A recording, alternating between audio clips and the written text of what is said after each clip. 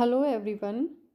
Human occupations की बात करते हुए लास्ट वीडियो जो था उसमें हमने उसके कितने टाइप्स हैं उनके बारे में बात की थी, और आज की वीडियो में हम अर्ली इकोनॉमिक एक्टिविटीज़ जो हैं उनके बारे में बात शुरू करते हैं। और उसमें सबसे पहला जो प्राइमरी ऑक्यूपेशन सबसे पुराना जो है वो है गैदरिंग और हंटिंग का, यानी एकत्रीकरण, जिसमें भोजन और अन्य जो पदार्थ हैं उनका एकत्रीकरण और साथ ही हंटिंग या आखेट या शिकार करना जो है वो सबसे प्राइमरी ऑक्यूपेशन था, सबसे पुराना ऑक्यूपेशन था। उसके बारे में हम बात करेंगे। गैदरिंग और हंटिंग के अलावा जो अर्ली इकोनॉमिक एक्टिविटीज़ हैं उनमें पशुचारण, लंबरिंग यानी लकड़ियाँ काटना, और आदिमकालीन ढंग का जो मत्स्य उद्योग था उसे शामिल किया जाता है। इसके अलावा कृषि जो पुराने ढंग से की जाती है वो, और आदिमकालीन ढंग से जो खनन कार्य यानी प्रिमिटिव माइनिंग जो है वो अर्ली इकोनॉमिक एक्टिविटीज़ या अर्ली जो प्राइमरी ऑक्यूपेशंस है उसमें शामिल किए जाते हैं।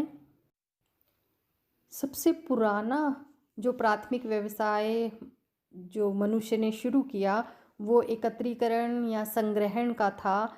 और जब हम संग्रहण की बात करते हैं तो इसमें दोनों चीज़ें शामिल होती हैं, फूड गैदरिंग और अदर मटेरियल जो हैं वो। और वनों से जो पदार्थ हैं या वन उपज है उनको एकत्रित करने की जो क्रियाएं हैं या जो कार्य है वो दो प्रकार का होता है। उसे हम दो कैटेगरी में बांट सकते हैं। पहला है जीवन निर्वाह के लिए एकत्रित करना, और दूसरा है व्यापार के लिए एकत्रित करना। तो जब शुरुआत में यह व्यवसाय शुरू हुआ या कार्य शुरू हुआ तो वो सिर्फ जीवन निर्वाह के लिए था, कि अपनी जीविकोपार्जन के लिए मानव ने वनों से अलग अलग तरह की जो चीज़ें थी वो एकत्रित करनी शुरू की।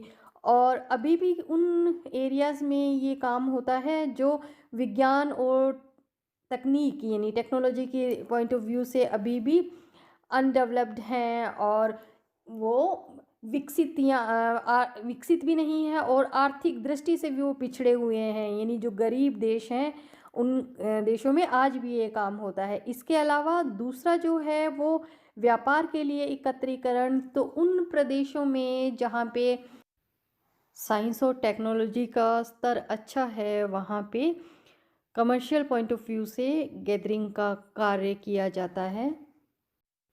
तो पहले हम बात करते हैं जीवन निर्वाह के लिए एकत्रीकरण किन क्षेत्रों में किया जाता है और किन पदार्थों का किया जाता है, कौन सी वे जनजातियां हैं जो संग्रहण के कार्य में लगी हुई हैं।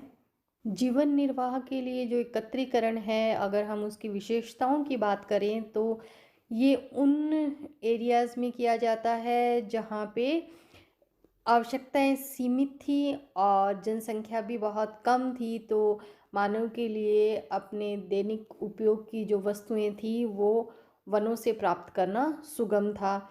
और ये आदिमकालीन जो अर्थव्यवस्थाएं थी उनमें मुख्यतः अभी भी इसका प्रचलन है, जिसमें मानव अपनी भोजन के साथ साथ ज़रूरत की जो अन्य वस्तुएं हैं वो भी वो वनों से प्राप्त करता है। और इसके अलावा इसमें बहुत ही कम पूंजी की आवश्यकता होती है, और जो निम्न स्तरीय तकनीक होती है, यानी जो आदिम जनजातियां हैं वो पुराने आदिमकालीन तौर तरीकों से ही एक संग्रहण और एकत्रीकरण का कार्य करती हैं।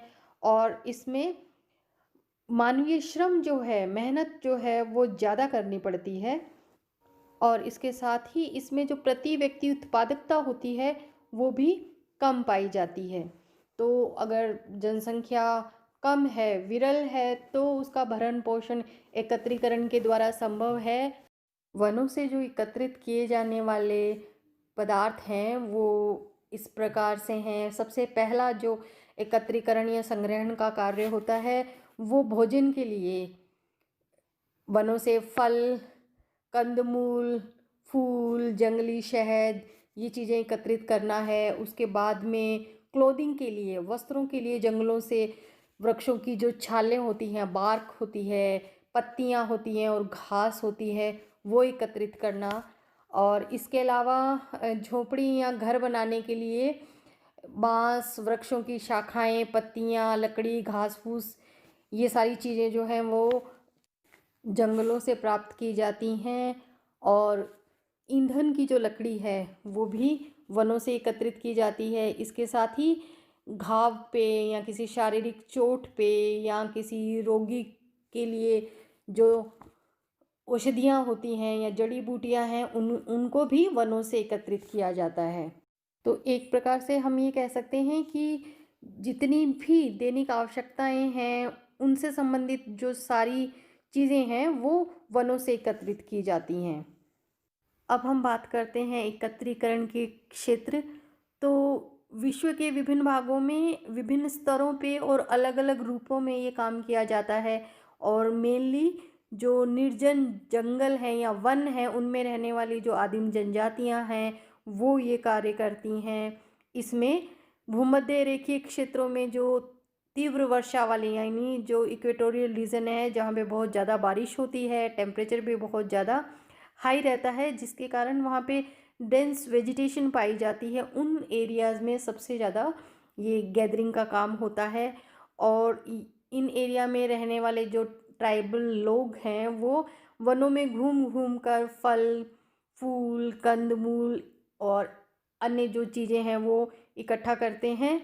तो अगर हम एरिया की बात करें तो भूमध्य रेखीय जो प्रदेश हैं उसमें मलेशिया के सेमांग एवं सकाई, ब्राज़ील के अमेज़न बेसिन की जो बोरो जनजातियां हैं वे, कालाहारी के बुशमैन और विश्व के जो अन्य पर्वतीय एवं वन प्रदेश हैं उसमें निवास करने वाले जो लोग हैं वो ये कार्य करते हैं।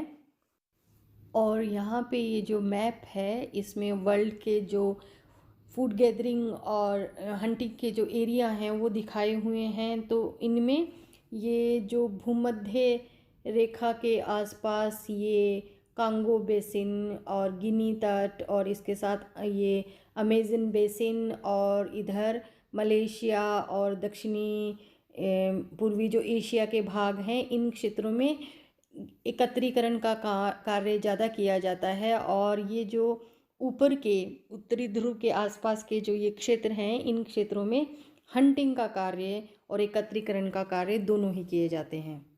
और एकत्रीकरण के काम में लगी हुई वर्ल्ड की जो ट्राइब्स हैं उनकी अगर हम बात करें तो कालाहारी के जो बुशमैन हैं वे, मलेशिया के सेमांग एवं सकाई और अमेज़न बेसिन के जो बोरो ट्राइबल लोग हैं वे, और वर्ल्ड के कई सारे जो पर्वतीय और वन्य प्रदेश हैं उनमें रहने वाले जो कई छोटे छोटी आदिम जनजातियां हैं वे इस कार्य में संलग्न पाई जाती हैं।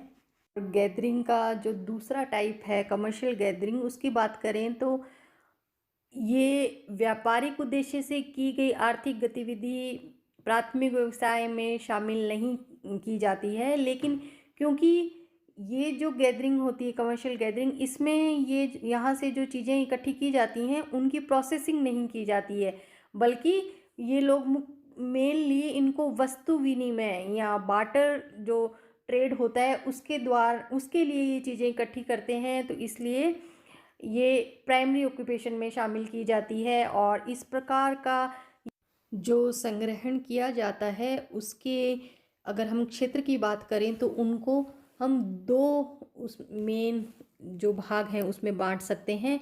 उष्णकटिबंधीय जो वन हैं उनमें व्यापारिक एकत्रीकरण और उपोष्ण एवं शीतोष्ण कटिबंधीय वनों में जो एकत्रीकरण होता है